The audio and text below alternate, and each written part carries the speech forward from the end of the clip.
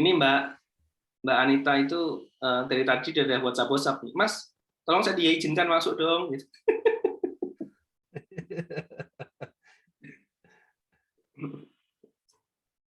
Saya bilang, Mas Fahminya belum ada, Mbak.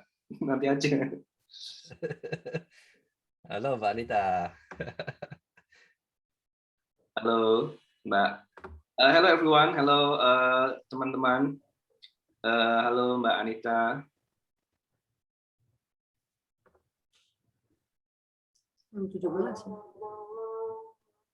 Mari, Mbak Made, selamat masuk lagi ya. Samuel.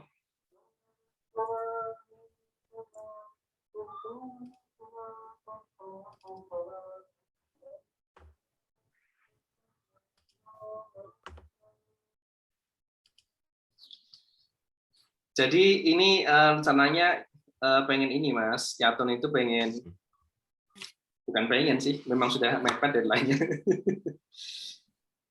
Tapi kan masuknya ke editor kan satu-satu ya. Sudah ada 2 tulisan yang sedang di semacam di proofread lah, yang lain menyusul satu-satu, kira-kira gitu. Ya, rencananya akan terbit bulan depan Mas, Oktober.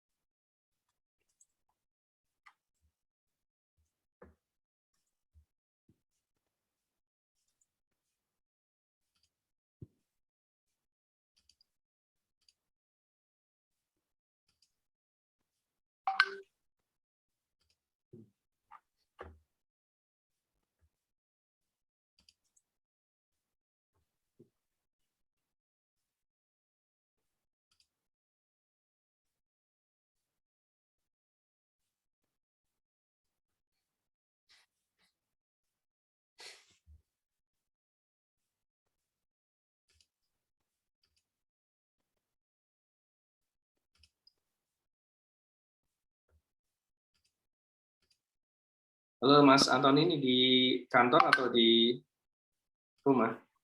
Halo Mas, hari ini giliran di rumah. Oke. Jadi selang-seling ya? Selang-seling. Seminggu mungkin 2-3 kali di kantor. Oke. Ya. Tapi sekarang juga sekolah-sekolah pun sudah mulai dibuka ya, sebagian. Iya, tapi saya belum ngizin anak saya ke tatap muka dulu. Iya. Belum vaksin, risiko. Betul, memang.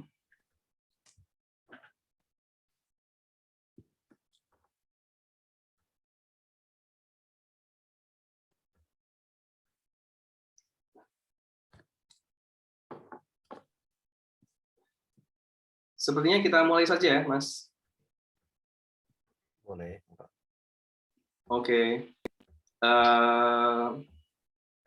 Sarah, mungkin bisa dimulai sekarang ya, sambil ngobrol nanti, soalnya nanti kan ada juga Iya.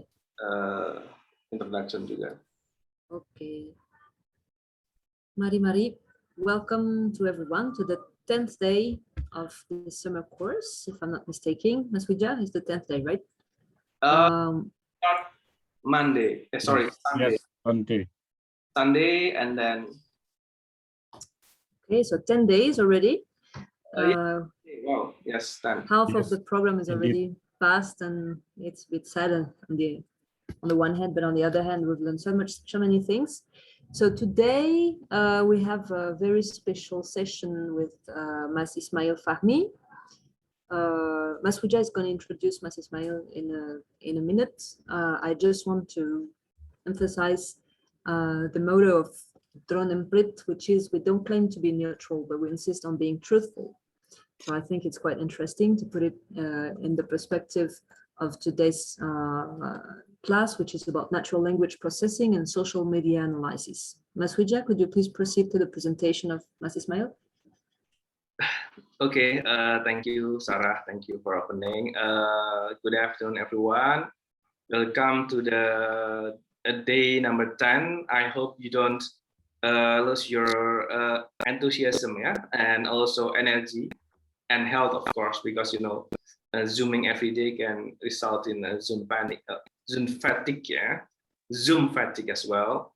But the session this afternoon is very important, and we have a very important person too, guest speaker as well, and a very famous one, and I will show you very soon how famous our guest is, yeah, our guest speaker.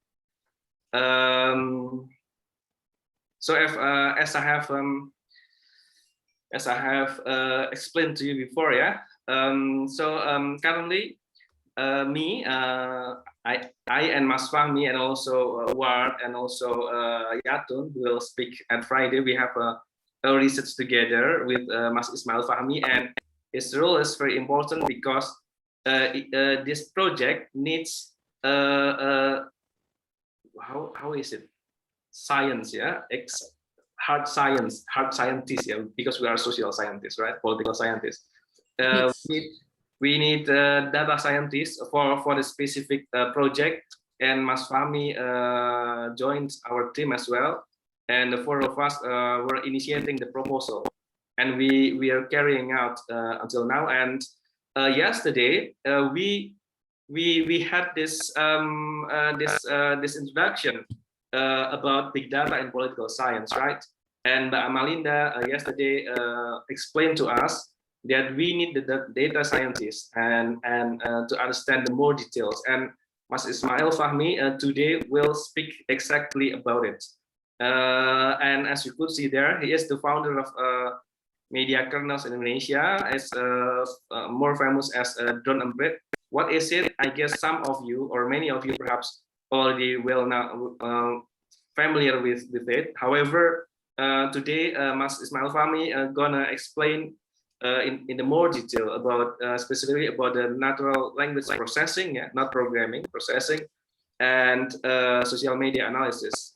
And Mas Ismail Fahmi, I would like to also inform you that this class is day number 10, and a lot of friends from many other countries.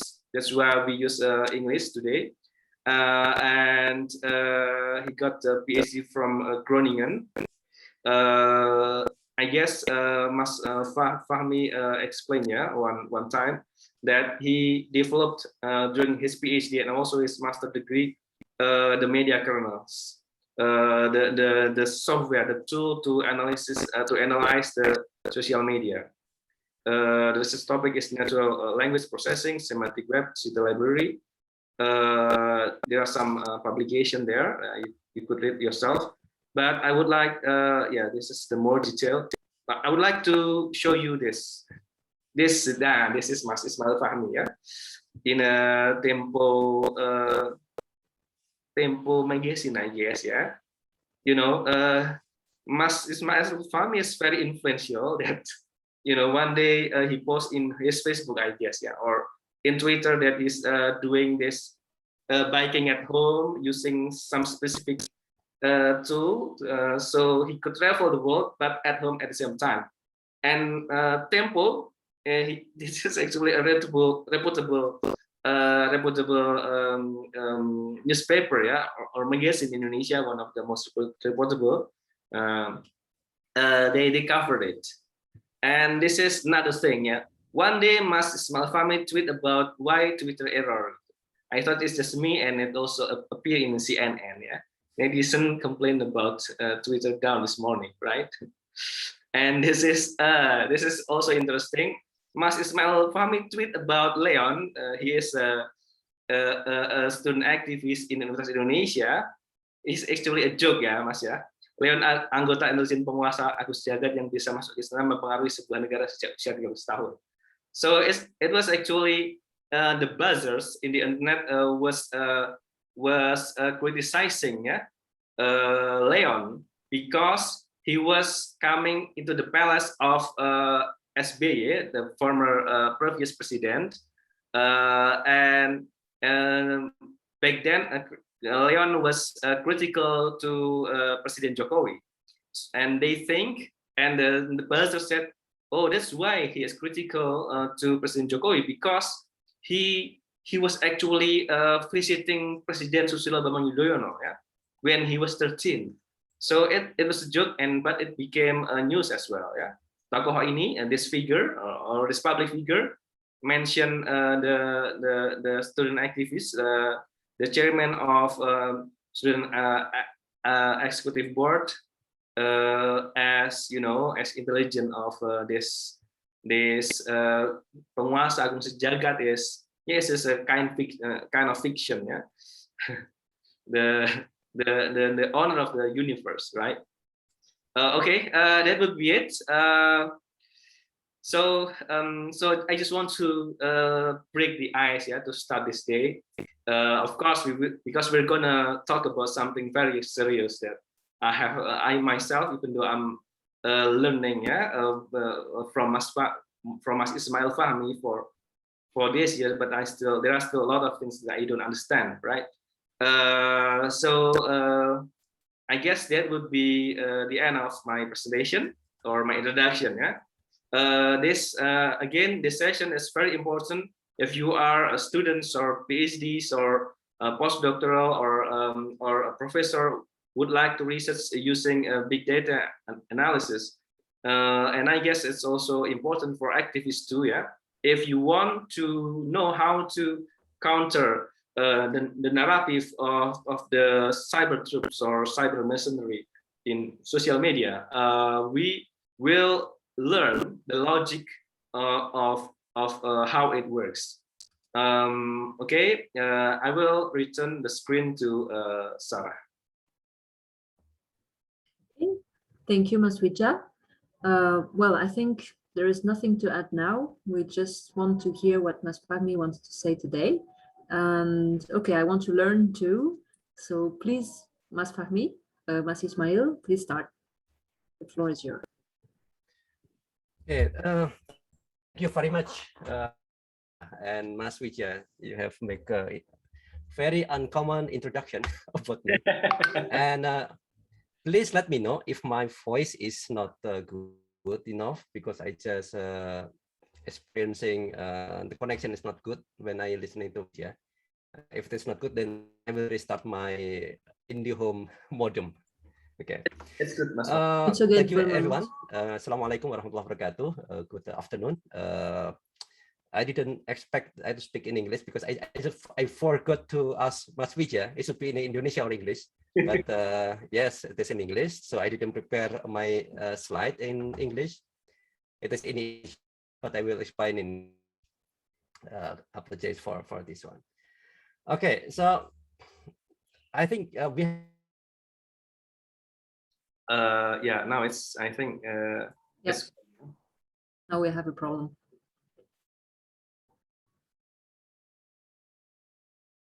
We can't hear you anymore. Or see you. Yeah, I think it's because mute. Yeah, it's mute. The speaker is muted there.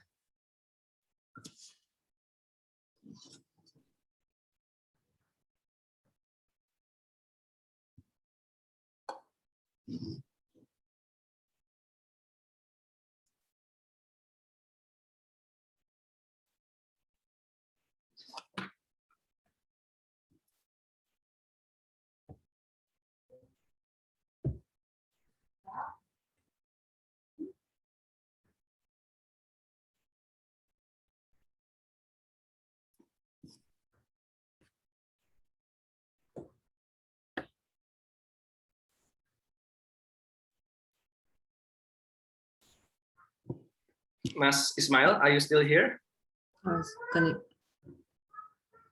He kicked out from the meeting room. Yeah. Oh, okay. What happens? The connection, I think, since. Okay. But,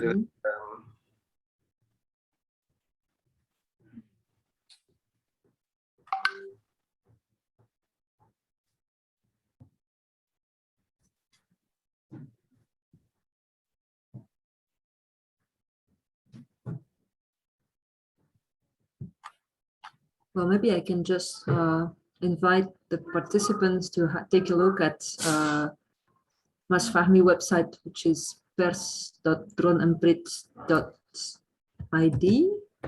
I send it here in the chat box. It is quite interesting, I mean, to see the menu of the actions that have been taken here. It's about hoax, theory of conspiration, and economical benefits. Yes, it's in Indonesian, but I guess there is something to take from it. So if you want to have a look, here is the link. On the other hand, I wanted to remind you also that you can ask questions whenever you want inside the chat box, actually. So you can text your questions. But if I remember well, the format here is more about the freedom of expression. So we really encourage you to ask your questions directly at the end of the presentation. Yeah, welcome back, Mas Fahmi. So I'm so sorry. Here we are. Yeah, okay. Mas Fahmi. We know that happened sometime with IndiHome. Okay. Okay, welcome back. Thank you very much, Sarah. I think that's because IndiHome, yeah.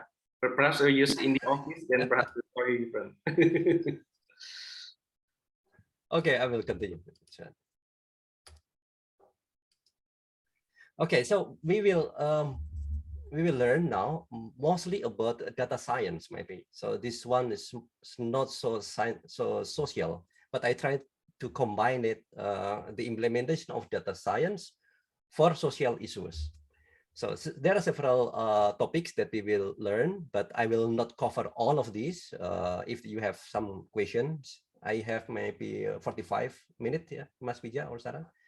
And so I will explain about the drone operate and then natural language processing. It is very technical, but I will try to explain to you just for you enough to understand what's going on actually behind social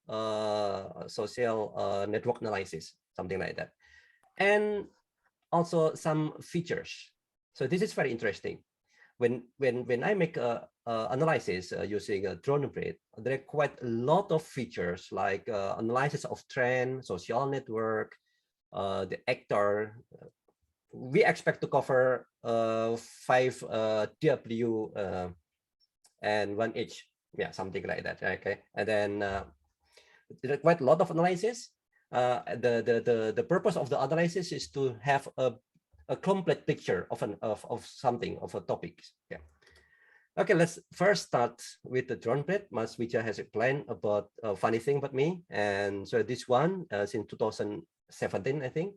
It is at Mata Najwa, explaining the hawks at that moment, and during the presidential election debate also, drone plate is used by several television station, and this one is being used by West Java province for them to understand what's going on, all conversation related to West Java, and also can be used by organization like Muhammadiyah. So I think this can be, yesterday I was asked by my colleague from University of Islam Indonesia, is there any intersection between the drone plate academic, so actually the system, and other 2 topics? So I say, because we cover any topics, any issue, any conversation in social media, you know, everybody talk about anything, right, in social media. So actually we can use this system for any topics. Okay, so why it is important for us in nowadays to use big data system to analyze that, because the explosion of the data is exponential. So there are 2 types of data, structured data and unstructured data. The structured data, if you read the big news this morning, there was a data leak, right, at EHAC Indonesia. Okay, the database, a huge database, 1 point something record of users from the Ministry of Health, you know, it was exposed. And actually the data is structured data. Why it is structured? Because you can easily get the data about the person, the private data, about your name, your birth date, your address, something like that, and then the history of your medical or testing related to COVID-19, your visit and traveling and so on. So all of the data are structured in columns. So And the number of data that's already structured is only 20%. It's very small actually, compared to unstructured data. The unstructured data is huge, 80%. And why it is huge? Social media is one of the contributor. If we look at the social media, so we know there are YouTube, Twitter, Facebook, Instagram, TikTok now, and anything. All of them are called unstructured because they are text. In Twitter, we can write anything. There is no structure. You can use your own language. We cannot make columns for every sentence, right? It's different with the structured data. And conversation and audio and video is unstructured. And we need to be able to process that. If we can do that, so we can have a lot of insight from it. And what is interesting, among the platform, it is not isolated. If we have one interesting topics from YouTube, for example, and people will put it into Twitter, okay, and then if become viral in Twitter, and then will become viral again on the online news, and go to Facebook, and so on and so on. So we call this message diffusion. So the message actually is not in one platform only, but can be diffused or make a resonance among platform. Just one example that last week, I think in Indonesia, we have quite a popular issue related to Muhammad Kece. Yeah, Muhammad Kece, this guy, a YouTuber, well, actually already 1 year, he make a conversation with his friend and also other people with other religion, when actually quite hot there, but not yet go to Twitter, not yet go to Facebook, the issue. So it's nothing happened. They make conversation, very controversial, that's okay. But once it goes to Twitter, then boom, everybody look at him, and then he go to the police. Then police try to capture him, and so on and so on. So that's what happened with the cross-platform. As long as some issue is only there, maybe nothing will happen. But if one is diffused to other platform, it will become viral. Okay. What we talked is about the data before, okay? Unstructured and structured data. The data mean nothing if we cannot make a story from it, right? So the data is new gold. Yes, many people say about that. Data is new gold. Only if we can process that. So if we can have huge data in our database, but we cannot process that, then the data has become like maybe garbage, may become just an archive. So it's nothing. So it's very important here for us to become like an alchemist. The old story, the alchemist can turn maybe water become gold, or iron become gold, or something like that, right? So the data become gold, data become stories. So in order to, we can make data, change data into stories, something influential, the story can change the world. So we need the data science. Okay? And what is data science? The data science is this. We start from the data preparation, we collecting data. Okay, this one, we collecting data acquisition from the web, from log, from the database, from the conversation, from anything. Okay? And then we try to clean up. So it's just not as simply as, okay, put all the data in the server and the server will make an insight of it. No. In my company, DronePlate is a free service, but I have a company and I have a team. Not all of them are graduated from undergraduate, but some of them from high school. They're good enough in understanding whether a sentence is a positive or a negative. Okay, it's sentiment analysis. The machine will help us in automatically detect a sentence from a tweet, for example, is a positive sentiment or negative sentiment. But it is not always correct. It is not 100% accurate. So in order to, we can use the output of a sentiment analysis, for example, we need to increase the accuracy. So we need a data cleansing. We need a person that try to make the data much better than before. So data preparation is a lot of work, and once we have the data preparation ready, Then come the data analysis. We can make an analysis, we can make a modeling, and so on. And that's very important to have very good quality of data, because garbage in, garbage out. Whatever the algorithm that you have, as long as the input is garbage, then it is a garbage that will come out. So it's very important is data preparation. So once we have all of the thing, we can get the result, we make a visualization, and then we can make a story. And what are the story? The story usually answering this question: why this, why that, who doing it, what they say, when this happened, how that happened. So all of these questions that we have in the beginning, actually, once we get the insight, so we can make a story based on it. So once, when you look at my analysis that usually I share on Twitter, journal page, I start with the research question, right? So maybe simple research question. What are the opinion of the public regarding to the new normal policy? Okay, if you remember that last year, actually, we are not ready enough to go to new normal, but the president, just a few months after the outbreak of the COVID-19, President Jokowi then announced about the new normal. So we have that question. So we want to know. Apparently, we find the result. I will show you what the result later. Okay, this is what is data science. And maybe you have a question. Who can become the data science? Okay, maybe your background mostly is not technical, maybe from the social.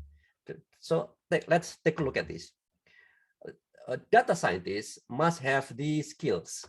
We need to have math and statistics. Well, maybe we are not in that subject. Okay, that's okay.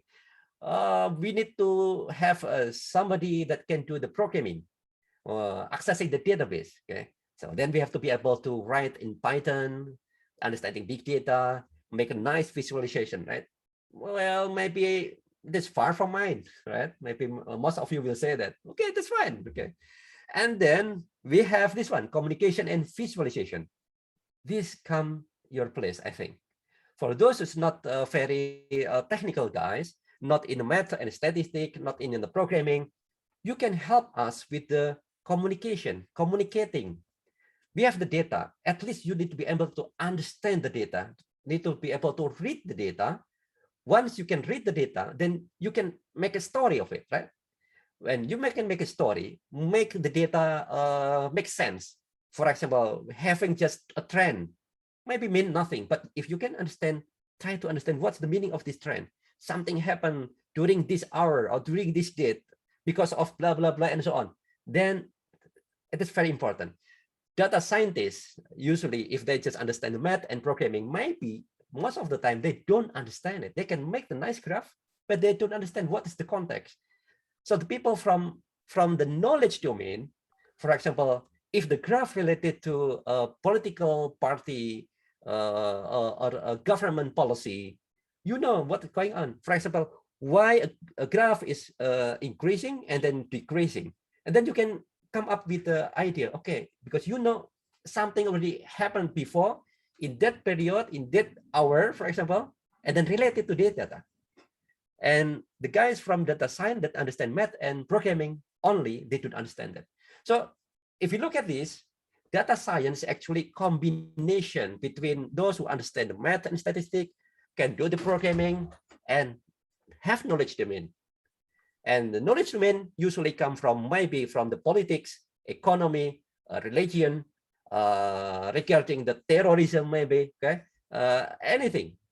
So those who understand about the subject, and then those who understand the visualization.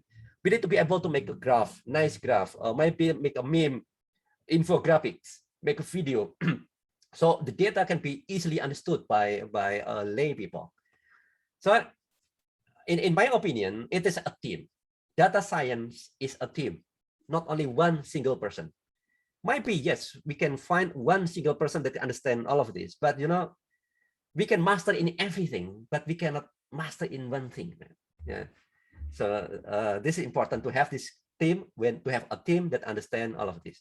So, I have a books, not me that write, of course. I mean, I found this book, it's very interesting.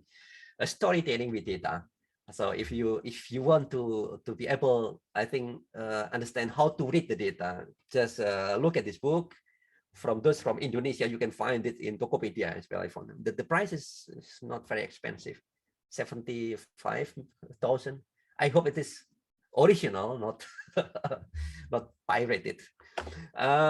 But this one like become a API. What's meant the interface between those who didn't understand data science in terms of statistic and programming.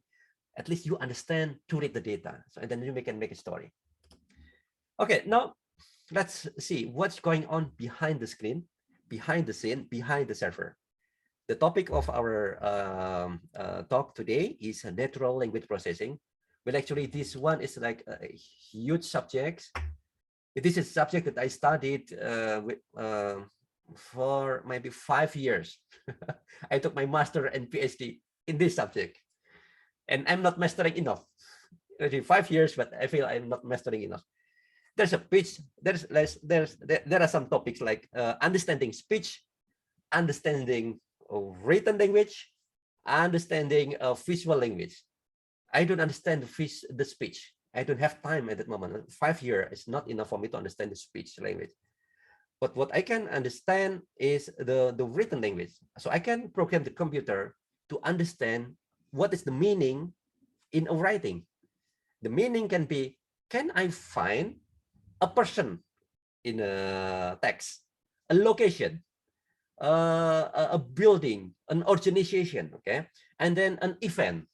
Once I can find that, then I can automatically connecting the dot. This person connected to that organization in a special event, in special days, and maybe they make a plan to make a bomb, okay, to hijack a plane and so on. We thought we have to read.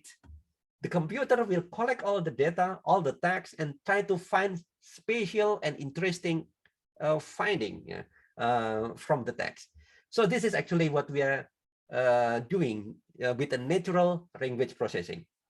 This is a book, Speech and Language Processing. This is very technical. I didn't recommend it for you, but if you are interested in understanding this, please do so, because it's very good for the basic, for the beginner. And what's actually in NLP? I have explained what's going on with the data science, and this one with NLP. NLP actually is a set of process. It is a pipeline. We start with this text information. We have a text.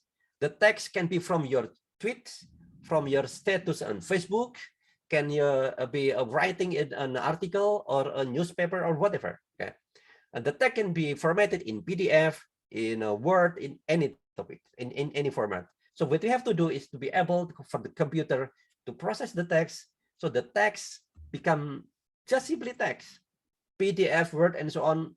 Discard it, just take the text, and the text will become if we have a books, it will become a paragraph, and paragraph become a sentence. Okay, so yeah, actually just language that I learned from the primary school. We have to make a subject, predicate, object, and something like that, right?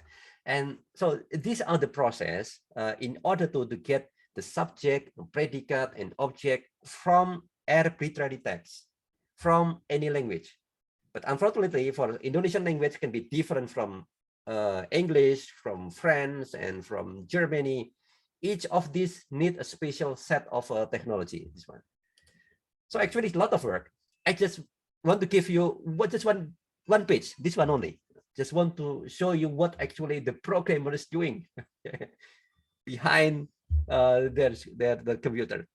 So they just make this this line of code. Just look at this one. It's very interesting. I think for Sarah, you understand because Louvre is from Paris. I know you're here, so I give this example. Okay, Mona Lisa is a 16th century oil painting created by Leonardo. It is held at the Louvre in Paris. Okay, this is actually just one or two sentence, right? 2 sentences, and then the computer will understand. Give me the name of anything. Can be a person, can be location, okay, can be city. Voila, we can check this one at the end of the code. the output of the program and understand Mona Lisa, Leonardo, Louvre, and Paris. If you are not a computer scientist, you will say, wow, that's be very easy, right? Okay, this must be Mona Lisa. This must be Leonardo. It's very easy. But not for the computer. They just look at this as just string. There is no difference between Mona Lisa and is and and so on. Okay, this is actually natural language processing. I show you an example. I take an abstract. This from Han Philosophia. This from a journal from the Faculty of Usuluddin, UIN Syarif Hidayatullah. The title of the article is Kewalian dalam Tasawuf. Sorry, Kewalian dalam Tasawuf Nusantara. Sorry, in Indonesia. So there are two paragraphs. Okay, this is the output of my program. Well, we can make a paragraph. Nice. Okay, this first paragraph, the second paragraph, and my computer can split the paragraph into a sentence. Well, this is very long sentence. Maybe you will say, well, this is very easy, right? To detect sentence. As long as it's ended with dot, become a sentence. Not that easy. Because if you write my name, Ismail Fahmi, PhD, dot, it is not at the end of the sentence, right? It's maybe just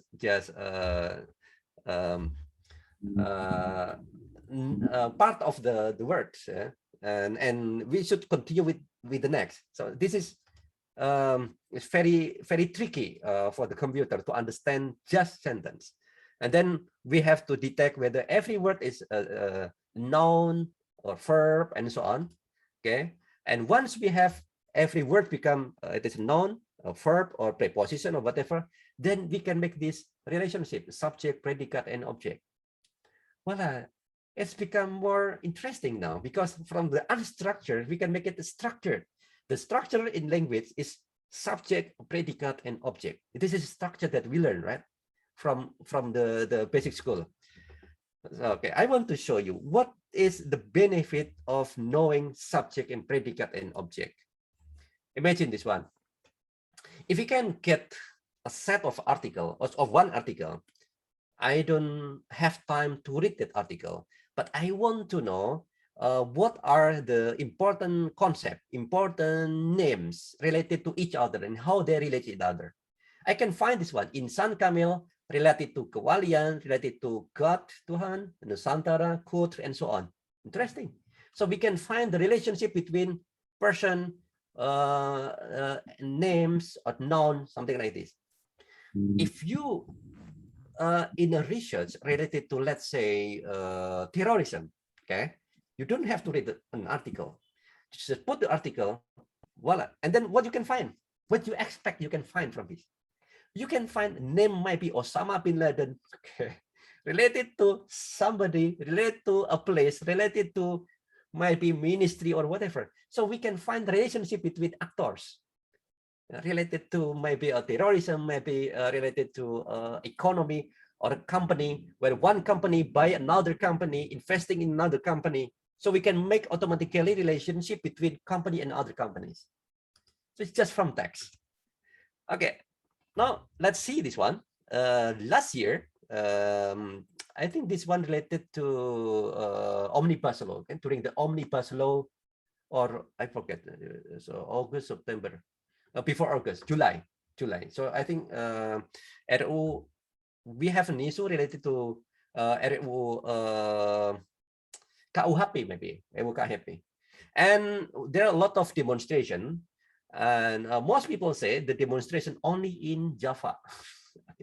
And I want to show, is that true? So I have collection of articles during this period, quite a lot, okay, from January and July until July, and I put the keyword the demo and unjuk rasa. So it's mean that I want to have all the article related to demonstration, okay, but I don't want to have demonstration related to food, culinary, or George Floyd. At that moment, we have demonstration, and also in our news, coincidentally related to George Floyd. But we don't want to have that. But we want to have only demonstration in Indonesia. So I have to exclude this. What I can find? I find this one, subject, predicate, and object. So I can find the subject, the person that's very much active in this event. The top number one, because in every sentence we can find pemerintah blah blah blah, pemerintah blah blah. Mostly it's pemerintah, and then we can find buruh, okay, and then we can police, and then student, and so on. For buruh, for example, labor, we want to find what is the predicate, what is the activity that this labor is doing. They menggelar, melakukan, menolak, or reject. So okay, we want to know what are rejected by the labor. Okay, quite a lot. Omnibus law Cipta Kerja, rancangan undang-undang, blah blah blah blah, and so on. Almost all of them related to omnibus law. So it is clear. So we can find some pattern now at one period related to the demonstration. Well, specific actor of demonstration is the labor. They reject this law. Okay, and we want to find a student because buruh is rejecting something, and we want to know whether student rejecting something. What are rejected by students? The student rejecting omnibus law, so the same, omnibus law. So they are doing something the same. Okay, this is just one example. It's if we can do this in any subject, so we can find interesting finding that maybe we don't have time to read 100 or maybe 1,000 of articles, so we can find this pattern. And then so that was the relationship between the subject and predicate and object. Now we want to know the location, because you know, like an example of Louvre, Mona Lisa, Louvre in Paris, you know, our system can detect the location. So now we should be able to detect the location of the demonstration as well. Okay, so from this news article from this period, we found out that not only in Java, we can find a lot as well demonstration in Sumatra, in Kalimantan, Sulawesi, and Papua as well at that moment. So this is contrary to what people say at that moment, that actually people mostly say demonstration only in Java, not in other place. This shows differently. So for example, we can see what's going on actually in North Maluku.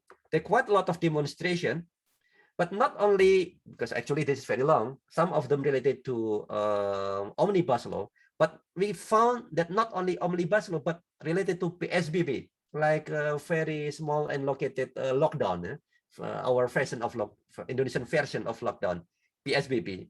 So they reject the seller in market, they reject PSBB. And Papua, what they demonstration of? They demonstration of racialism. Okay. So different topics. So actually what we can see here, we can see at the same period, people do demonstration in which area and what are the topic of that. Okay. If we look at this data, maybe, okay, this is just data. So here come, we need, if you remember again, the data science, right? We need to have like a subject domain. You know what you are looking for. For example, okay, we know the map of demonstration, but I want to have a specific demonstration related to maybe palm oil, okay, the land clearance, the destruction of a forest or something like that. Do we have that kind of map, something like that? So we can do something like this. Okay, that was natural language processing in short. What I learned in 5 years, I have explained in several minutes. So now it's about social media analytics. In the analysis of social media analysis that usually I do, very rarely I use natural language processing in processing the text inside unstructured or processing unstructured data. Mostly I process the structured data. From the Twitter, I already know who, when, and what they send, so I just process that.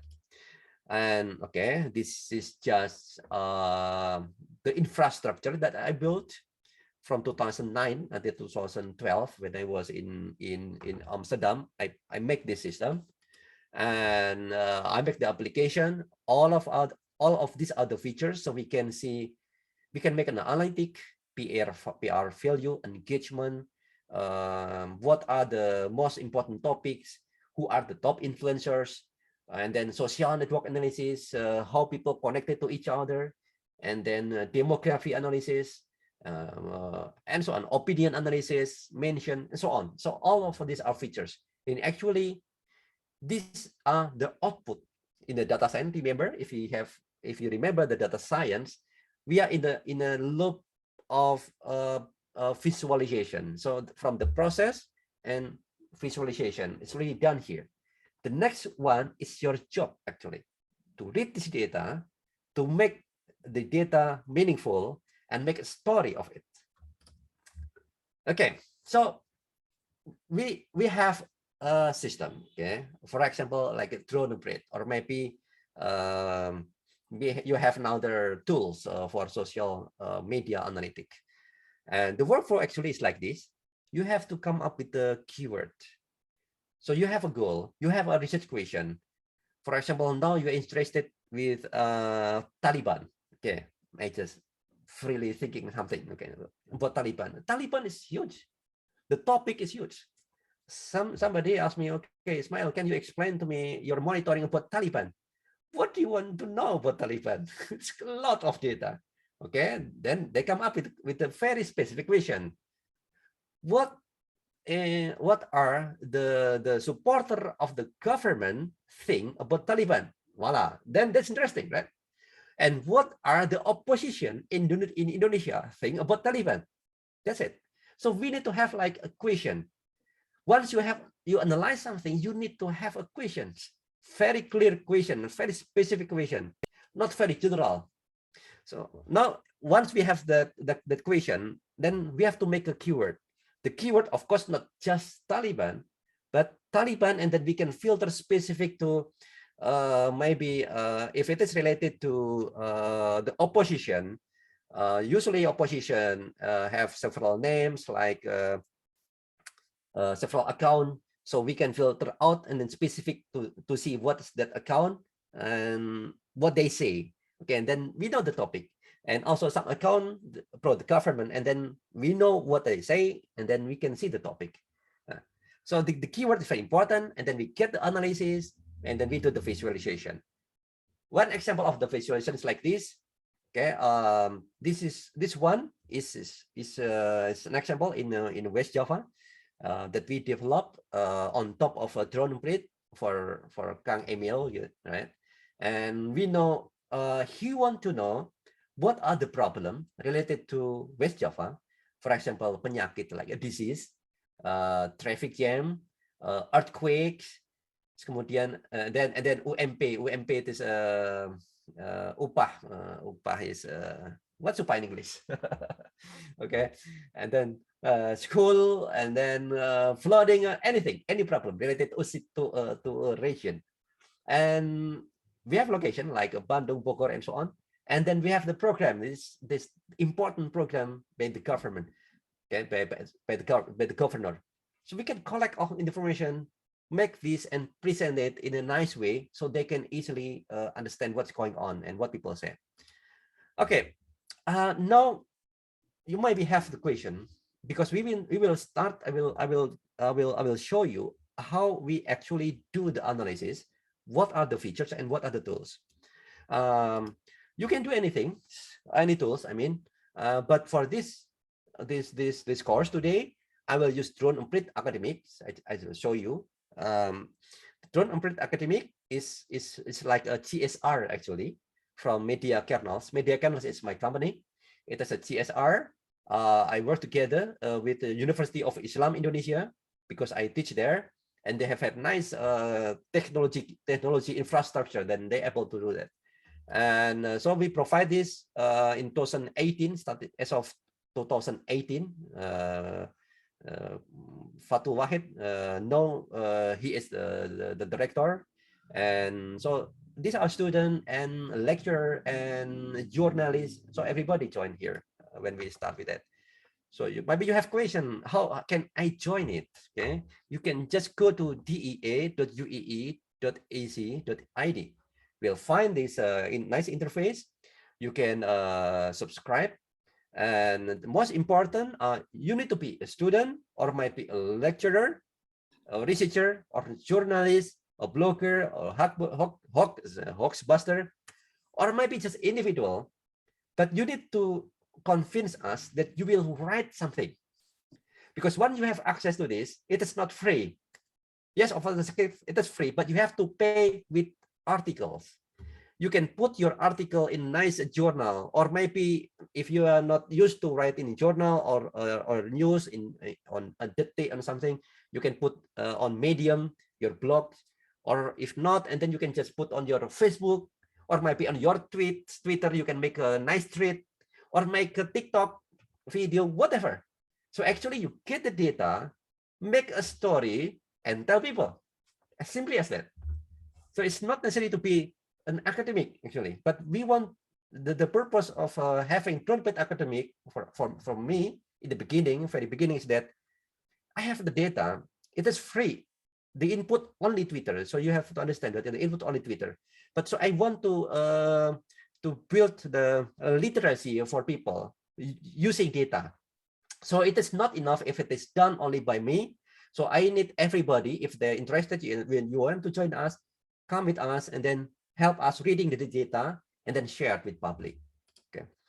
And what we can get from Trumpet Academic, any topic, because we use SDGs, Sustainable Development Goals, from kemiskinan, kelaparan, and so on. So you can propose any topics.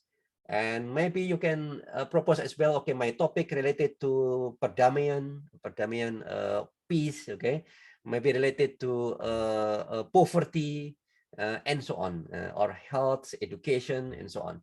So you can propose that. For example, that we have is like this. So we have like LGBT, okay. We have Banjir Jakarta flooding. We have Burisma. We have smart city. We have what else? Cyber infrastructure, SMK, okay, whatever. So actually, these are arbitrary topics proposed by our members. So we just expect the members to post, to submit from the web. Just one page. What is your goal? Why you want to have this topic? Okay, and what are the keywords? And then our admin will put it, and everybody can see this, can access that, and they can use any data from this. Okay, just example, some of the results. If you go to Google Scholar, type drone breed, you can find 166. I think this one is to last month. 166 mentioning drone breed. Some of them use drone breed as the data source. Some of them just mentioning it. And we have some journal in Q1, article in Q1. I think there are, so far we have 2 in Q1 journals with use Trumpet Academic as the data source. Okay, so that's the tool that we use, and I expect that you, if you're interested, really, you can join us. Now, let's see what are the features that we can use from Trumpet Academic that we can usually, in my case, especially in analyzing the data. Okay, and we start with this. We can have like insight. How many more minutes, Sarah? For me, 7 minutes, I think, right? Yeah, between 3 and 7 minutes. 3 and 7 minutes. Okay. Okay, I just want to show, because this actually is easy. You can see that quite often for trend only, up and down. This is very easy, very basic, right? But it's very interesting. Once you have that question and you can use that question with the data, it can be very meaningful. Wiji2Go during the omnibus law. If you go to Google Trend, you can find the search of Wiji2Go increasing. This is anomaly in this period. If then you look at the data from the drone breed, there's something like this. We have the data before, several hours before. There's a little peak. People talk about Wiji2Go, and then after in the midnight, in the morning, they wake up at the 11. They start bomb. Everybody talk about which to go. Who do that? It is K-popers. K-popers during Omnibus Law, they join, they stop promoting their idols, and then they help us in promoting Omnibus Law, to reject Omnibus Law. And then they use a poem from Wichituko. So everybody use Wichituko, just in replay, all the replay using Wichituko. They didn't understand who Wichituko was before, and so they did the Googling. So this is just from trend, right? The simple trend. But if you can read this, make this meaningful, make story, this becomes something very popular, very powerful. So this is what I mean, that actually data is just data. As long as we cannot make a story of it, it's just a data. But if we can make a story, so we tell a story with data and then become insight. And then like this one as well, social network analysis. Okay, simply actually SNA, we have a subject and then we have an object and then we have links. So this is what I do using natural language processing, right? But if we have a lot of data and then we link together and we combine all the topic, and why I combine all of this topic? Because I know at that moment there are topics done by a student. They use this hashtag, deformasi di korupsi. There's another hashtag by K-popers. At the moment, I not really know how this map actually, but I just know, oh, this one, Karin and her friend, he used diperkosa negara. So very interesting. And then turunkan Jokowi. This was an acquisition done by the buzzer to the student, that actually the student promoting this hashtag, turunkan Jokowi. Okay, and then we have another hashtag to support Jokowi. So we have in our mind a question first. In my question at that moment is that I want to know all these actors, who they are and what they say. And then I caught this one. Apparently, it's very interesting groups of people. Student and activists, they just group here. And opposition group here. And Karin and K-popers, they group here. And this one is buzzer, supporter of government, group here. It is me in the middle, okay, because I'm not in any meeting. So what's interesting is that, so this become very popular at the moment because the student use this graph to make a contra narrative, to tell that they are not promoting turunkan Jokowi, and the turunkan Jokowi is the narrative from the opposition. So this safe student at that moment. So the buzzer cannot accuse the student that do the illegal campaign, right? So it's just an example. Okay, and this one as well, once we know how to read the data, this one is very interesting because I just know at that moment, this is the graph, the network of K-popers. If you look at this, usually in the conversation, we have a group of people connected to each other very tightly. But this one, when they talk about Wichituko before, they have no center. So actually, there is no center in the K-popers. They just have like a friend of my friend is a friend of the friend, another friend, and so on. You see? So distributed nicely, there's no center. So this is actually I think the actual network of K-popers. And what's the meaning of this? I was asked by police something. So we have like a Zoom webinar or something. And the police asked me, who are actually the K-popers? Who is the center? Who is the coordinator? And then I saw this. Oh, mister, there's no coordinator. They are really distributed. So, okay, there's something like this. Okay, this quite a lot, and then we can see a nice story just using this because we know the red one is very negative about this subject. The subject is Ministry of Finance, for example. This one, the opposition, they're very negative sentiment, and we have this one, Mr. Prastowo, very active. And then this the Ministry of Keuangan, and very nice. This one very small and clustered group of accounts. Okay, you can see this one is amplifier. this is the account of the lembaga pajak daerah. So actually, Ministry of Finance have branches for tax office. Okay, and they're grouped here, so we can read how people communicate each other in promoting something using this social network analysis. Okay, so actually these were buzzers. This one buzzers. So and then they just talk each other, and I can show to the Ministry of Finance, look, I don't know this buzzer come from, maybe not from you or maybe something, but they talk among them. And what's nice thing is that these buzzers, they should talk with this, okay? Because the negative stories, negative narratives is come from this, but apparently they just talk positive things among them. In Indonesia, we call this ngerumpi. What's ngerumpi in English? just talk among them in a room. So, okay. Rumor. Yeah. Rumoring, make rumors just in their own circle. They don't have dare enough to talk with the, let's say, the enemy. So in the war, just war among themselves. Okay, I think that's all. Just that one thing maybe. What we have learned is about when, the trend, and then how social network, how they are connected, and this one is who. Yeah, but actually with social network analysis, before we know who and how and what, so everything. So one graph can answer many questions, and from actor we can see also. Sorry. Usually I use top influencers who are the most active. You can find this as well in DronePet Academic.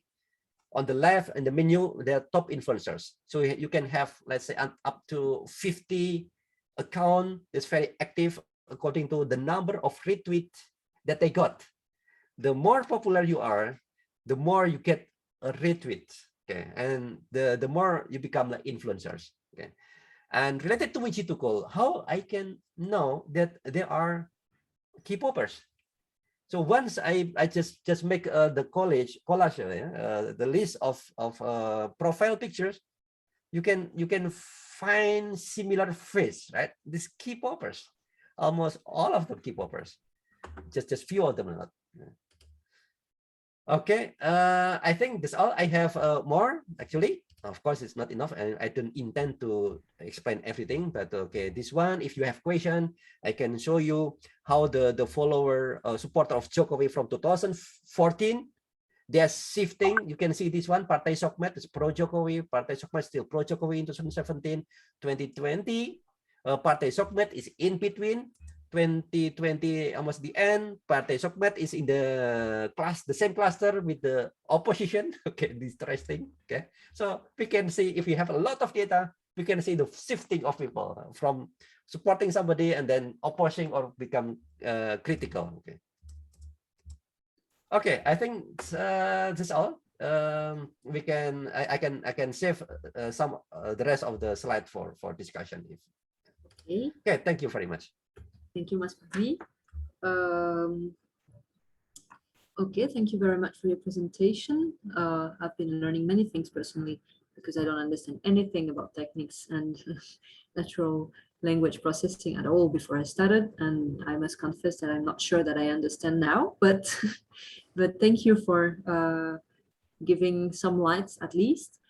For the questions, I think you, as I mentioned earlier, you can put them in the chat box, but I don't see anything. There was a suggestion to ask to explain about DronePet Academy, but I think that's done. There is a question from Taufan. Taufan, would you like to ask your question directly?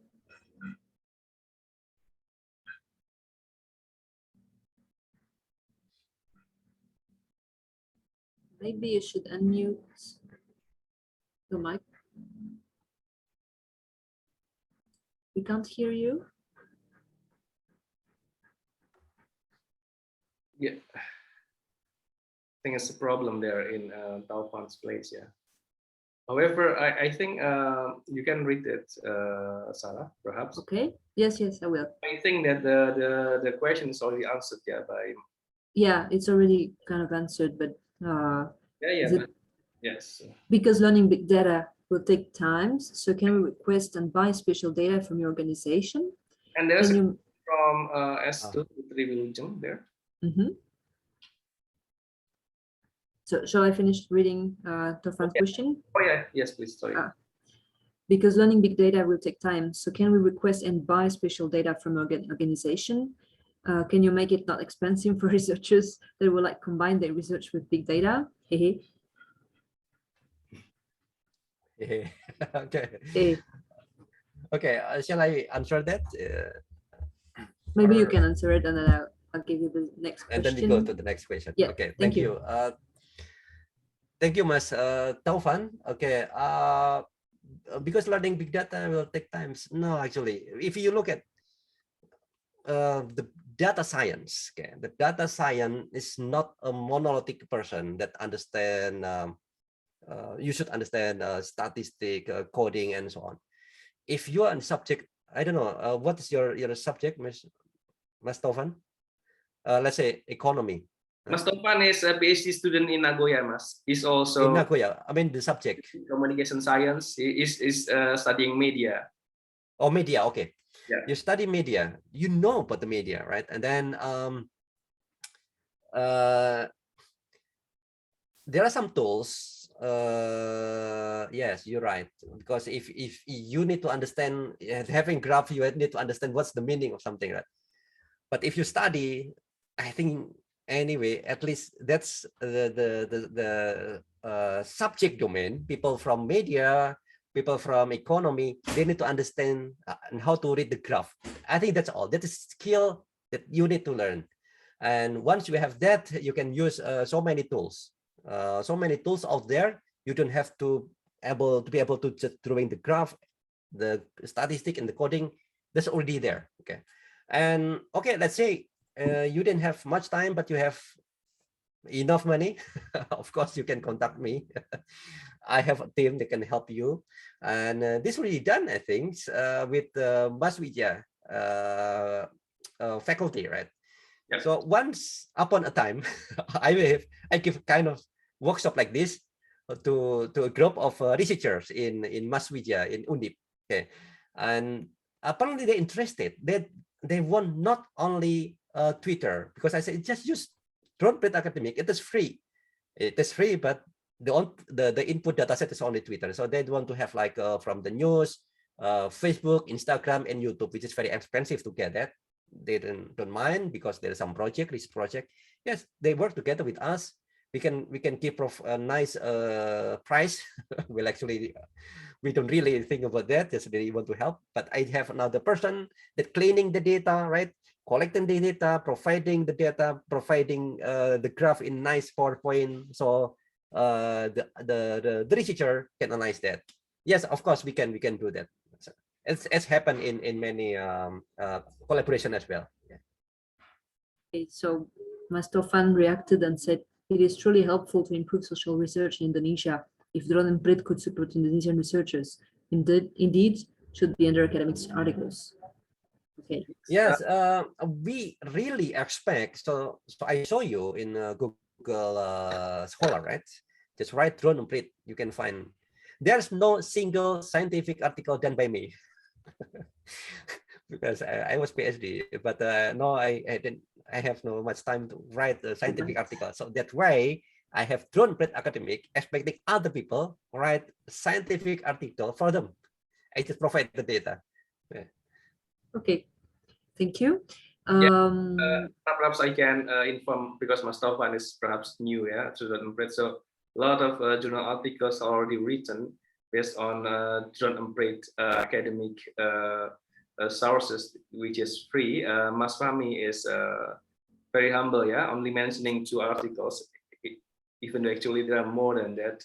I found, one day I found doctoral students from medical science using the data from Drone and Prit to write their journal as well. So a lot of friends already got a lot of research, many outputs, manfaat, advantage, benefits. just like keuntungan, yeah.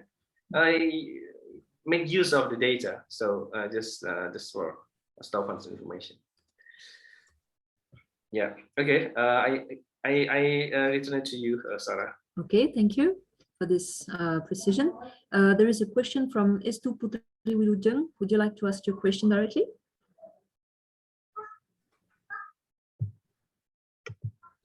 Okay, thank you, Sarah. Thank you. I would like to ask about the spams on the tweets. What if the tweets with the keywords or hashtags that are being analyzed are filled with spams, like when the K-popers spam the hashtag with the K-pop contents? I forget about the case, but they use the hashtag about politics and governments. But the contents are K-pop contents to disturb the previous narrative of this hashtag. The hashtag seemed viral, but the narrative have been changed. And then how we separate the hashtag and the content of the tweets to be analyzed. Thank you. Okay. Well, this is a very nice question. So if I can understand, and I think everybody here, maybe most of you already know, for example, related to Judge Floyd as well. I think it was some time that was on a hashtag, and the hashtag's not good, and then flooded by K-popers. So for example, there was a hashtag with the video, and the video is not good, and then the K-popers flooded with their own video. The hashtag still there, but they cannot find people. Very difficult to find the video, and it was happened some times ago in Indonesia. Video about the porn, about the actress and actor, and people start to share on social media, and of course with that name and K-popers then flooded with their own. So the question is that how can we spirit it? Okay, and that's another question as well. I want to make this more general. Several researchers, they asked me, can we separate between bot and human? Okay, because we don't want post from bot. We only want from human. Okay, and then my question is why? There are two issues. Okay, here there are two things. First, knowing that bot is working there it is an information, so it means somebody pay for it. Okay, if somebody pay for it, there is some intention. So the existence of bot showing intention, somebody have intentions, have a purpose. So usually in my case, I never delete bot because bot is valuable information. This first one. Second, related to your question, if there are some hashtag and the hashtag done by spam by K-popers and not, in my case, I never spirit them because in drone operate, it's very easy for us to know, okay, this is a hashtag done by originally from the trend, we know, okay, this is done by original people when they have that intention in the beginning, and the next one after a few hours, for example, it was hashtag by K-popers. Both are valuable information. If I remove from K-popers, so I didn't know that somebody tried to hide this hashtag, right? So I missed some information. But actually, in social media, it is very interesting. Even bot, spam, everything are valuable. It is give us information that somebody is intentionally trying to manipulate opinion using bot, using spam or whatever. So this information is very important. If we look at reports, usually it's done by it's not my friend, but in Ben Brown, you know, it's Ben Brown. Mas Wijaya, you're about to invite Ben Brown, right? It's a researcher, Austin researcher from Australia, from Bellingcat. Okay, Bellingcat. So about related to Papua, for example, with quite a lot of conversation from Papua, but what he tried to look at is just very small subset of account and the account from bot. And what he did is that he tried to took this and then to show that Indonesian government pay some money for bot to manipulate opinion about Papua. So even unvaluable information become very valuable. Okay, once when cleaning up the data is very important. Like in some cases, yes, it is very important. For example, like this, if you are from the government and then you want to make a policy, so you really want to know what is the opinion of the real human, real citizen. Yeah. So in that case, you want to omit opinion from the buzzers, opinion from bot. You want to get really human. You can split between the actual voice, let's say signal, from the noise, right? From the buzzer and bot and spam. Okay, and to do that with the drone breed, we can use the social network analysis (SNA), because usually a bot will commune each other. If as I show you, right, the conversation about Ministry of Keuangan, they make a group, they just make a gossip among them, so they actually that's spam, just not account. So you can just leave it, don't read that one, but read the others, that actual account. And then from drone breed, I don't have enough time, but I can show you. We can make analysis on bot. Okay, just the example. This one, the bot analysis. Okay, this is bot analysis. So we can detect using drone breed from every account whether an account is bot or not. But actually, it is not actual bot, real bot, absolute bot, but with the probability, with score from 0 to 5, or 0 to 1 is mostly human. But if there's 4 to 5, very likely that you behave like bot. You only retweeting or only posting. You only communicate with specific account and not random. Your friend is not random, something like that. Okay, and then this one. So just example, we have Jejak Khilafah di Nusantara. Last year, there are 2 short movies, if you remember. In Indonesia, there are 2 short movies. One is Tilik, very popular. The other one is Jejak Khilafah Nusantara. Jejak Khilafah Nusantara is a short movie. It's movie by HTI, right? Promoting Khilafah. And if we can look at the bar here, the graph, human is not the biggest one. The middle is cyborg. So between human and cyborg is very very popular, right? So the posting from this profile, and robot also high. This very contrast with Tilik. Human is the highest, even cyborg is very small, robot is very small. So having this data, very easily we can see which one is natural, which one is computed using computational. Okay, so of course Tilik is more natural. So we can do this, something like this, to cleaning up the data. Okay. Thank you, Mas Fahmi.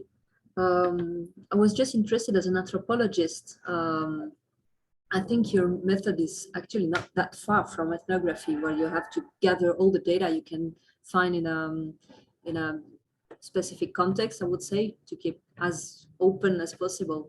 And then you cannot just throw away what you think is not relevant at the moment, because it might prove very relevant at the end.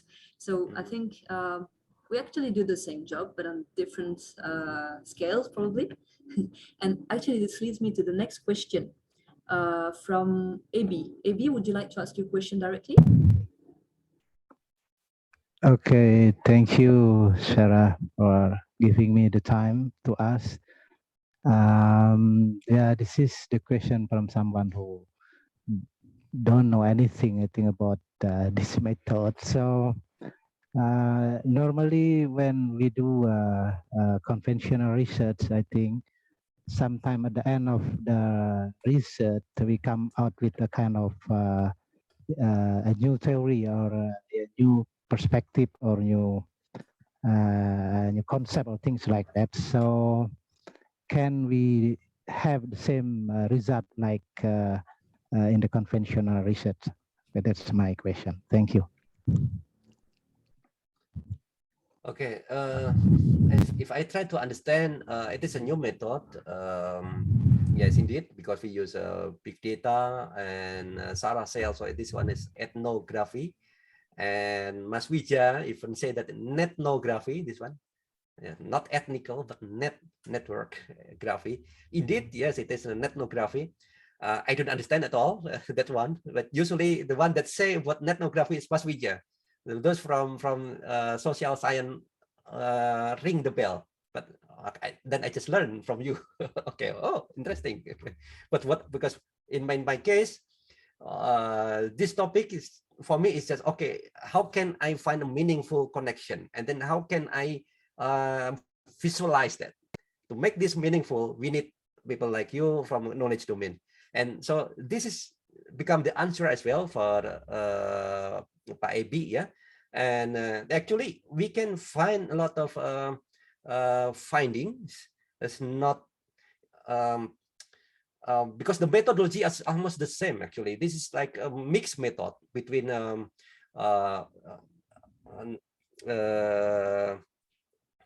qualitative and quantitative. Okay, we mostly quantitative because using big data, we work with a lot of data, and then we have to quantify, we have to count, we need to have numbers to show the connection, interesting connection. We need numbers. Okay, and then if the numbers, the connection is very weak, so we know the number is very low, then we reject that sometimes because we only want to show a very small number of nodes.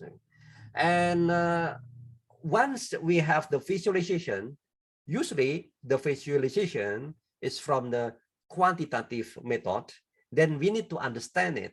And to understand that, as Sarah said, it's like ethnography or nethnography, and we need to have qualitative method. This is what I understand usually. So we need a combination of these two. Once you have the methodology as conventional one, you can apply that here as well. The difference is the data set. Mostly if we are in ethnography, we cannot get a huge data, right? A population. We need to have sample maybe. But in this case, we have population.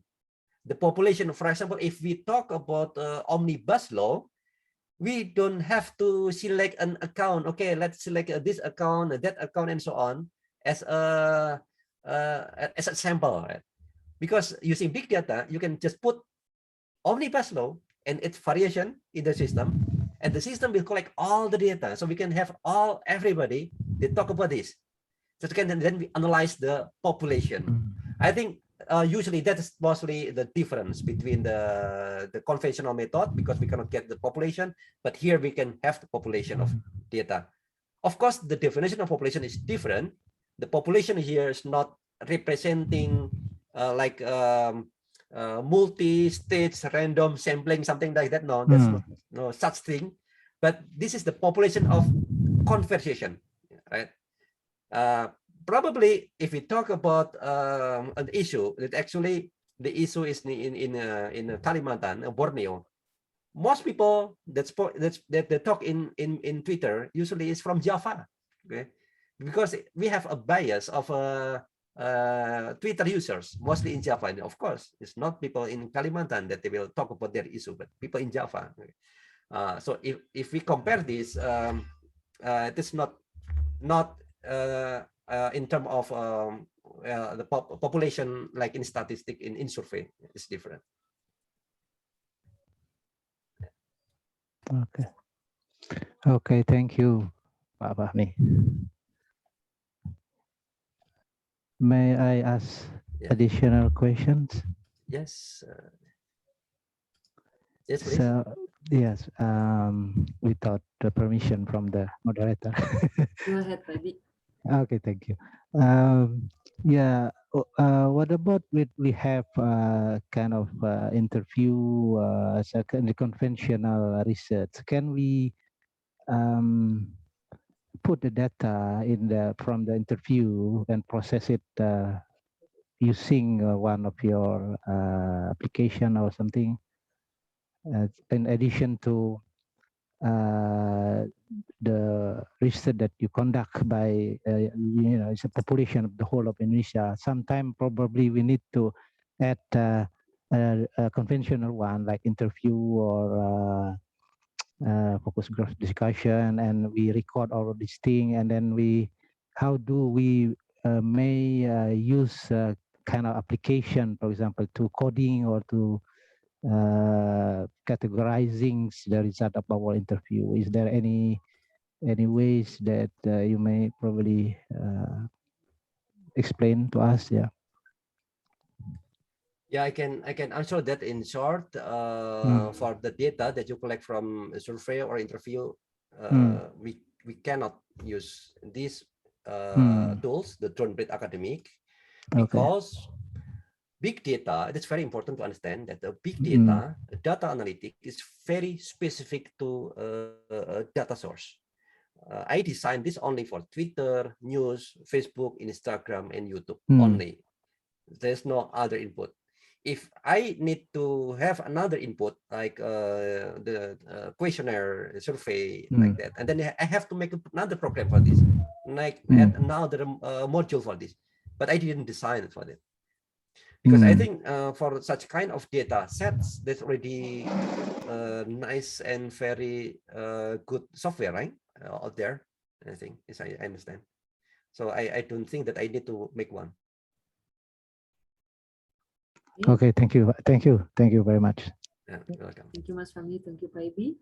I have another question, but I guess I keep it for later because there are many questions coming now in the chat box. I guess the first one is from Pak Tommy. Would you like to ask your question directly? Yes, please. Hello, Mas Fahmi. It's a good friend of mine. Hello, Mas Tommy. Yeah, Mas Fahmi, you established DroneBreed was established in 2012, and since then, DroneBreed, with the previous name of Metrics, has been recording any conversation and news about Indonesia until now.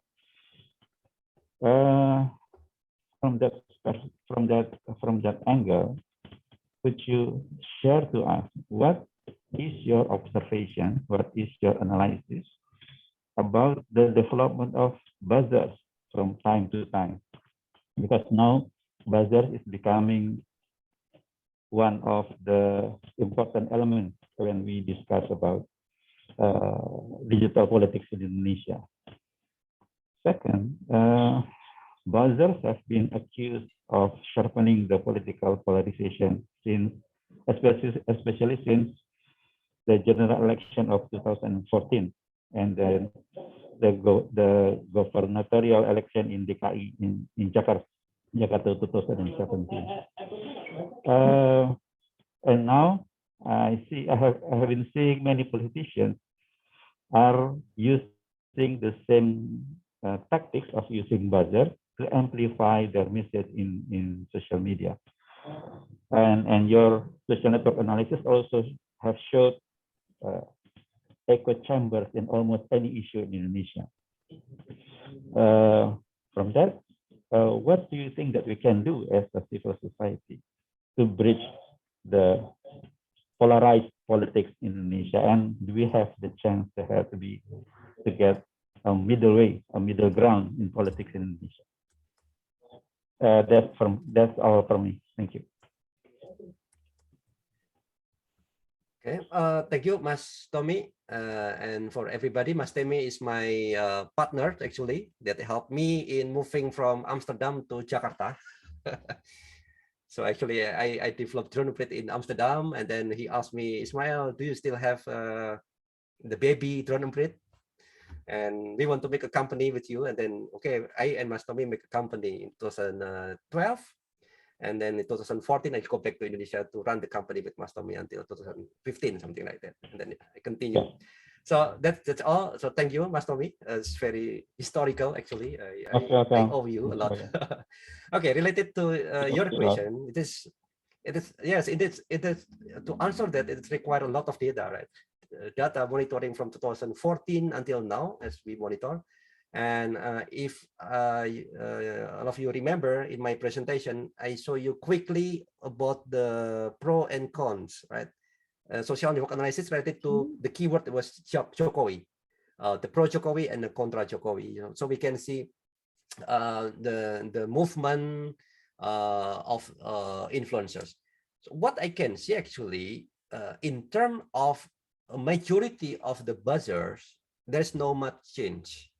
Those who supporting Jokowi or the government since 2014 still there, and some of them that already they were very vocal at that moment, and then already got the position like commissaries or something. Then they never active in the social media.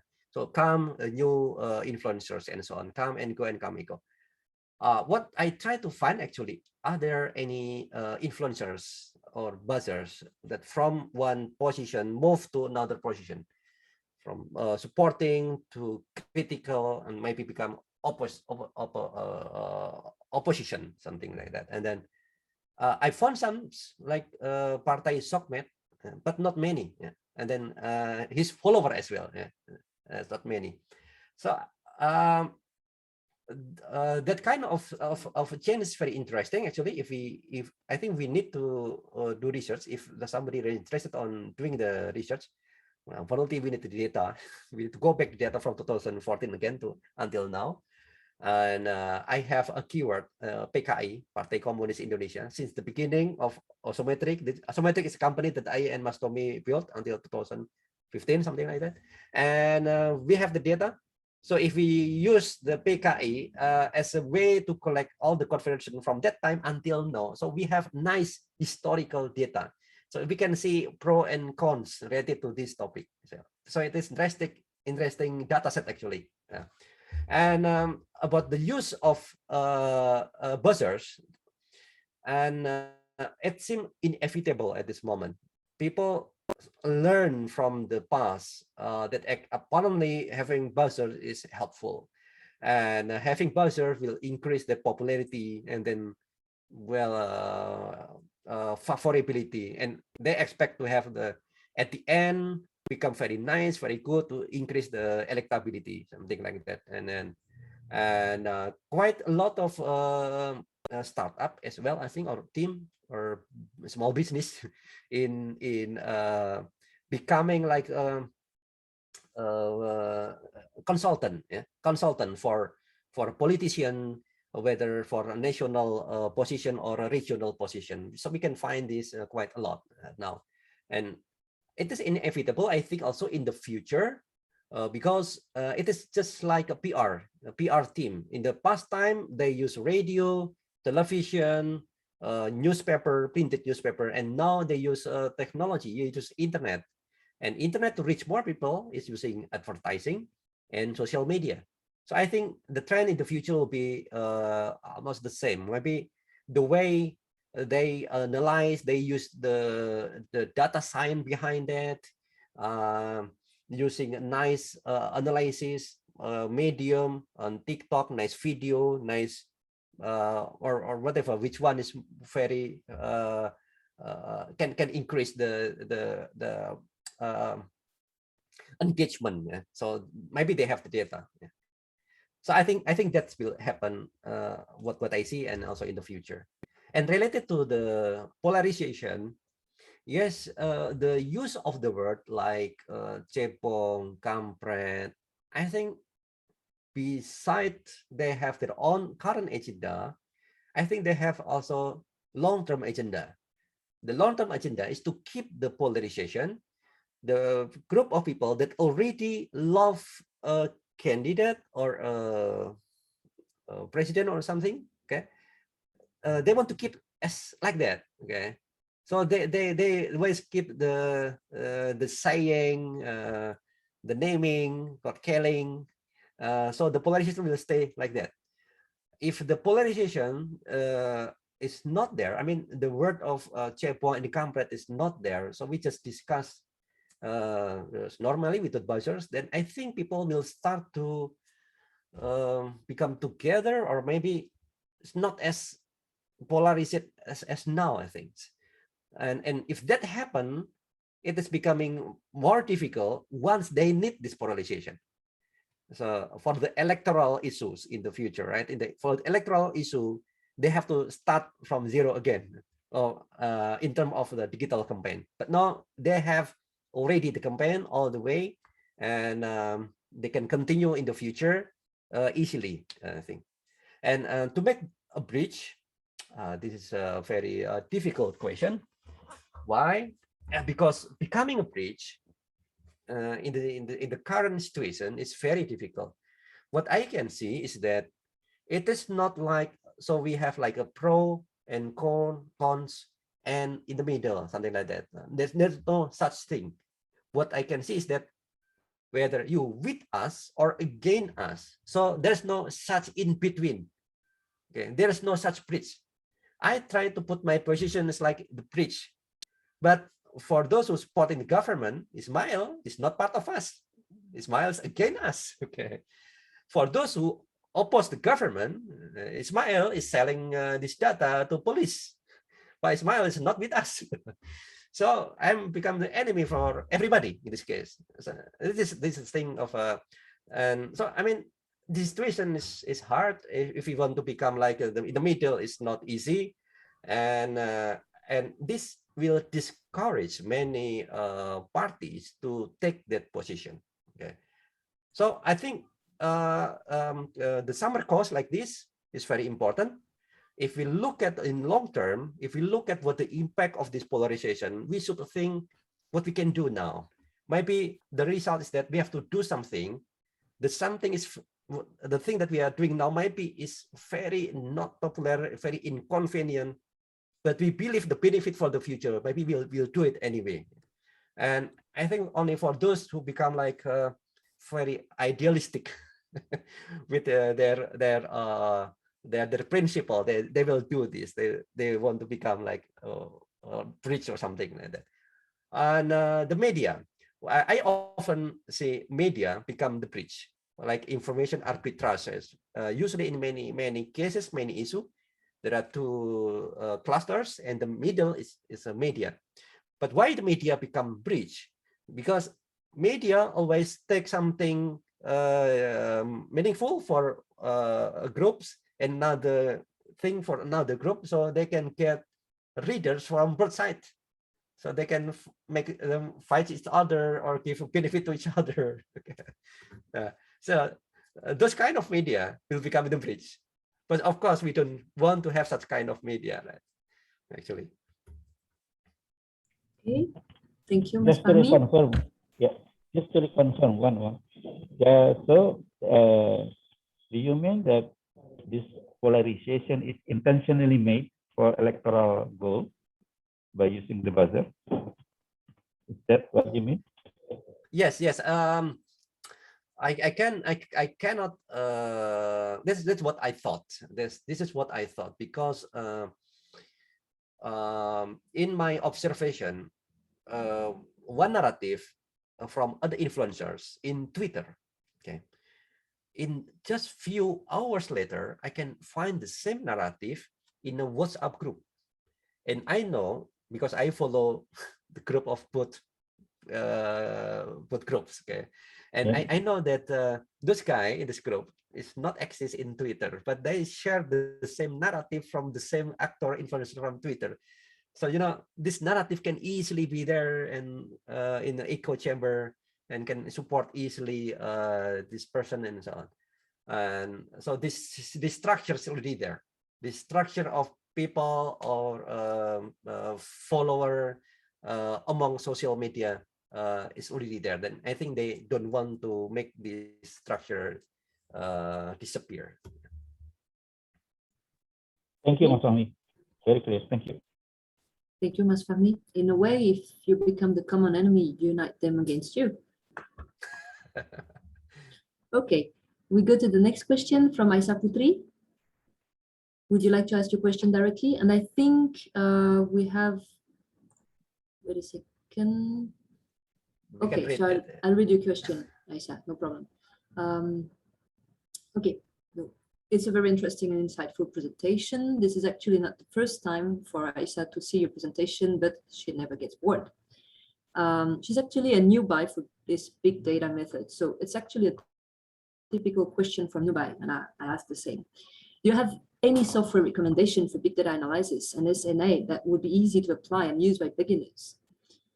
The second question is about keywords. Do you have any tips and tricks to find keywords that will be able to answer our research questions?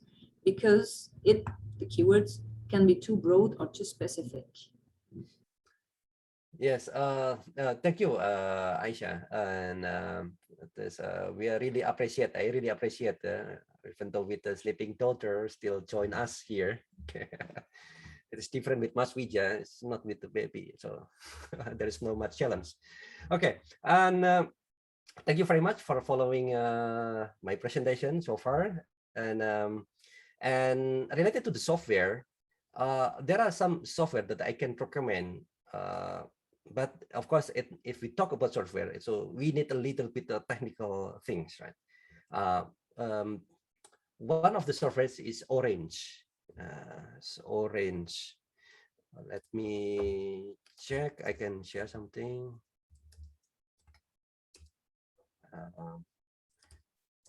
Sorry, Orange Big Data. Okay, I will share my screen. Voila, this one, Orange Data Mining. So this Orange Data Mining is nice.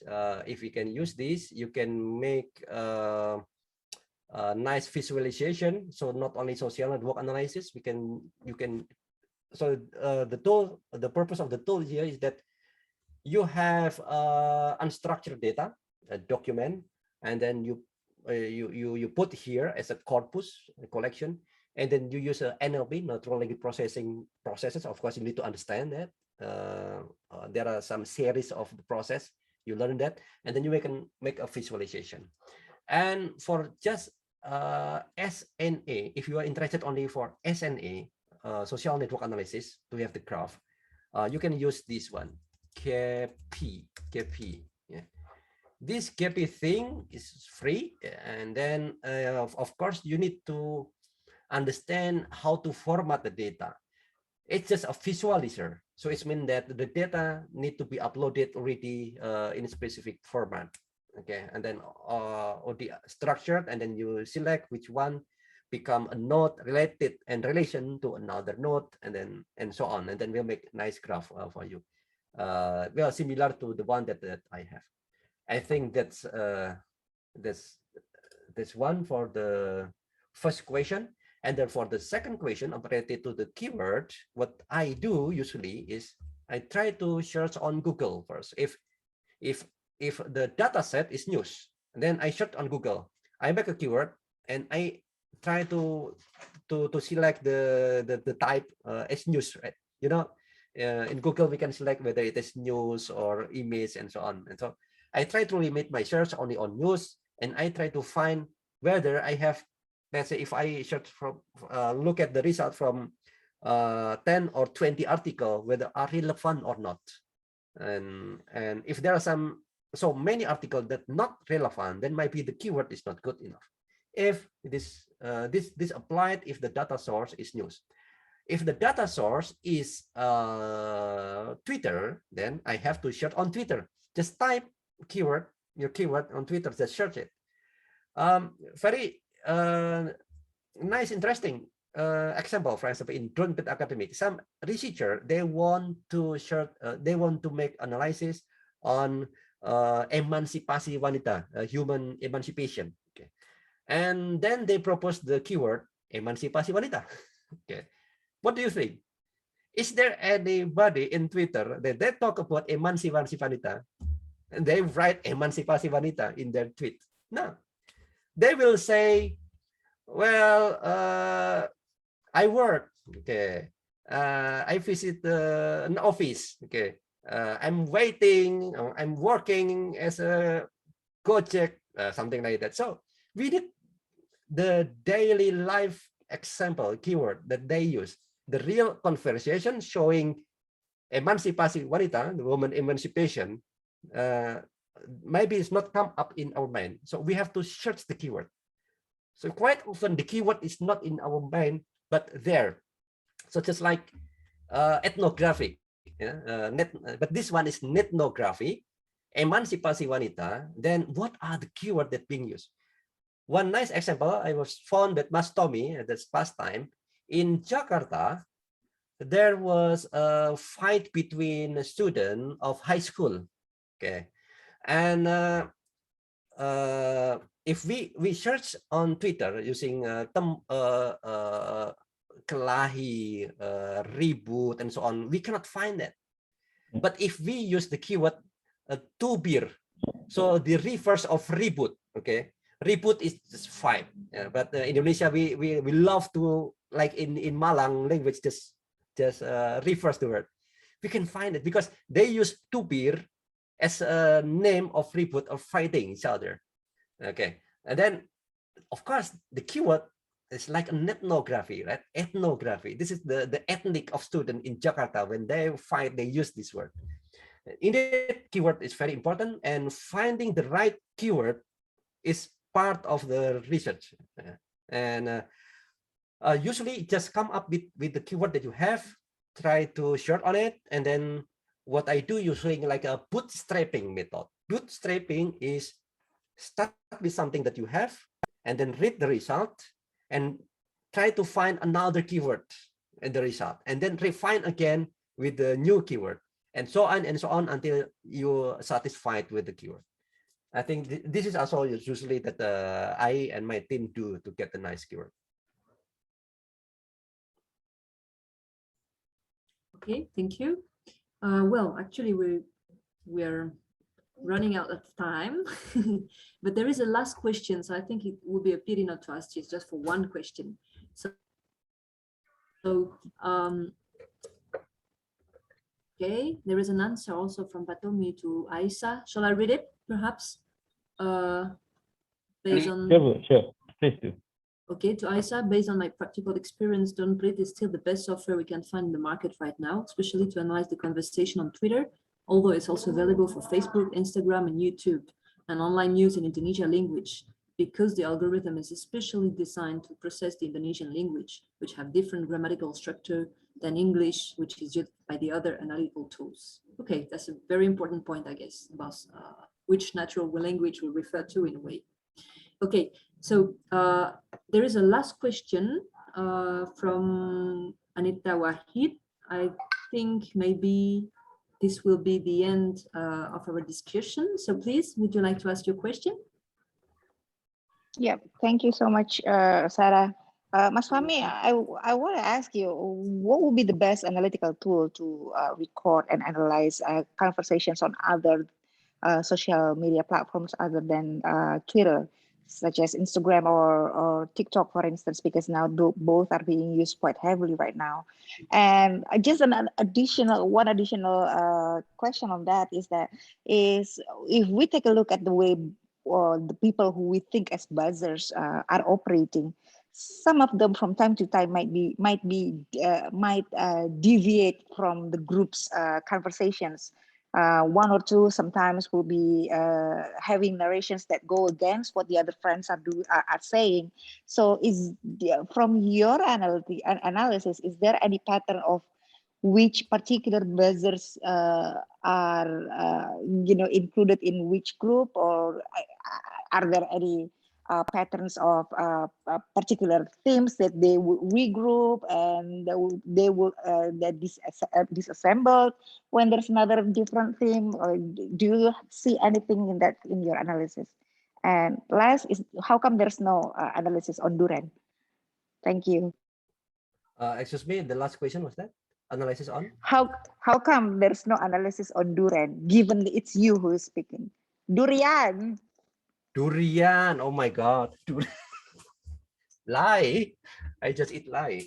Okay. This is a joke because I often to post durian in my social media.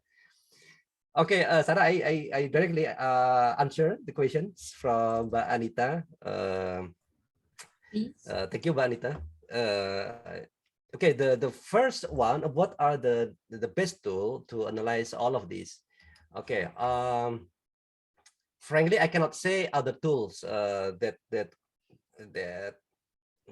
because in terms of I never use them. For example, Indonesia is not only Duren actually. We have what thank you, Mas Tommy said. Yes, I developed that, but I don't dare enough to say what Mas Tommy say. Duren is the best. I agree. Okay. But there are so many others. I expect that other people that if ever use like EMM, because I quite often in a forum with the EMM is Indonesia Media Insight or something, that also a lot of company and ministry use that. So like if in terms of competitor, it's the biggest competitor of DroneBread is EMM. But I'm not sure if they also supporting TikTok at this moment. In DroneBread, we are researching on it. We are now developing a crawler. The most difficult part is to get the data. Analyzing data is simply easy because we already have the algorithm, but getting the data is the most difficult part. In the beginning, we have a nice and lot of data from Facebook and Instagram easily, but from now on, it's becoming more difficult because Facebook, Instagram, they start to close the doors. So we have to find a way still legal enough, in the quotes, to get the data. I mean, we try to keep the data that we retrieve is public. So if you have the private data, we will not get it. But if it's public, then we will be able to get it. So I think that's one. To get the data is difficult, and I cannot say which one is which tool is the best. For example, I can show you what we are doing with Facebook. This one, I did analysis on Papua. I think I ever show this to you in some presentation. I forgot. So for example, in Facebook, we have a Facebook page, and the Facebook page can be open. And for Free West Papua, and that's very interesting. My question was, I want to know how the campaign related to West Papua done by foreigners, not done by Indonesian. So I found Free West Papua campaign. This is like a mother Free West Papua campaign is like the mother Facebook page. And then they make another pages. Free West Papua campaign, USA, Australia, Germany, Netherlands, and so on. Quite a lot, more than 20. So and then I collect them all, and I got the data almost similar. Okay, I just want to keep up this one, for example. So this one is Free West Papua campaign. So I can get all the conversation from this page. FWPC1 is like the page number 1, page number 17, and so on. And this account notes are the people, the member of that they give comment. So I can see which account that's very active in almost all of the comment. Okay, because my question at that moment is that, is there any specific intention done by somebody on Facebook to make conversation about Free West Papua? First from this mother Facebook page, and then I combine so many Facebook page, like say this one, this one. Okay, I have Free West Papua campaign, Australia, Micronesia, Australia, Netherlands, and so on. So I can find these people are between all the groups. So I expect that there are some group of people that they go from one page to another to make comments, to make the conversation. So then I show this to Puspen TNI because they were interested in what's going on with Free West Papua. And then, okay, this is what's happening. Somebody out there try to make conversation and so on. Okay, yeah, we do this. This is from DroneBread, and of course, making this analysis is very expensive, very difficult to get the data. So mostly in my analysis, daily analysis of DroneBread, I almost never use Facebook, because I only usually, when I make analysis, I only spend 2 hours to collect and get analysis data, to write it, and then another 1 or 2 hours to write the Twitter. So I have 4 hours to work on it. So if that's only for data source from Twitter and news. If I add another Facebook, Instagram, I add another hours. It's not very practical for me. It's becoming demotivating for me to work to so many analysis. So actually we can do that, but because the expensive of the data, we only do in occasionally. Okay. Thank you very much, Mas Fahmi. Well, I guess we're reaching the end of our session today. It was a very deep insight into data science and I personally learned a lot from this session. So I really want to thank you very warmly for this, Mas Fahmi. I think we can close today's session now. Mas Wija, would you like to add something? Yeah, I just want to say again thank you to Mas Ismail Fahmi and for everyone for still with us, yeah, until now. But I agree with Puput, yeah. I think compared to Aisyah Putri, I have heard Mas Ismail Fahmi more often, yeah. But every time I listen to him having a presentation, there's always something new, and I think Mas Fahmi is a great presenter, yeah. That's very important thing, and every presentation he has is very interesting. So I'm not surprised if there are a lot of questions, and the question is also difficult too. I hope we can, and I believe, yeah, we learned a lot today. Thank you again, Mas Ismail Fahmi. Please come again to our next summer course, yeah. tomorrow at 3:30, at 12. Sorry, I have one more question. It's just a little. I forgot to answer one question for Anita Wahid. Just a little about buzzer grouping and pattern. Okay, whether one buzzer can be on different opinion. Yes, but Anita, it's very easy to see if one buzzer can move from one to another. Usually, it's depend on their opinion. And for example, very clear is like Partai Sokmed. Partai Sokmed, when they talk in favor of the government, so the people of the government support him, but in favor of opposition, the opposition will support him. So actually, it's what I can spot is only based on the topic on the conversation, only on topic.